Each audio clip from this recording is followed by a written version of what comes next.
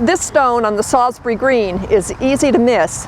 It marks an event commemorating the civil disobedience of one of Salisbury's most famous residents, Major Robert Pike, when he defied a magistrate of the court of the King of England.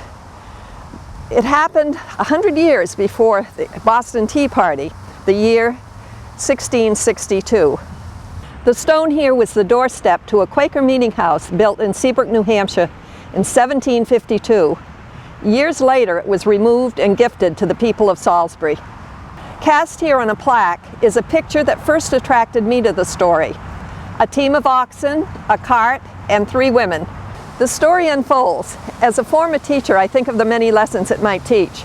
Civil disobedience, man's inhumanity to man, courage, and religious freedom.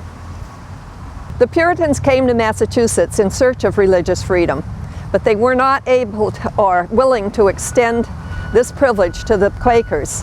When 3 young Quaker women arrived from England to Dover, New Hampshire, they openly had meetings of their own and defied the teachings of the Puritan faith. This was not to be. The magistrate of the area ordered them out of his jurisdiction. They were to march tied behind an ox cart through Hampton, Seabrook, Salisbury, Newbury, and on. In each town they were stopped, stripped naked to the waist, and whipped. 10 lashes, 11 towns, 80 miles in the dead of winter. It's hard to imagine their exhaustion, their pain, their humiliation, their conviction. And for what? Their religion. They traveled through Hampton, Seabrook, and arrived in Salisbury. It is said that the blood from the lashes had now frozen on the back of their shirts. One woman stepped forward and offered them milk. She was pushed back and threatened with punishment. Others came out and just stood to watch the spectacle. Then Major Robert Pike stepped forward.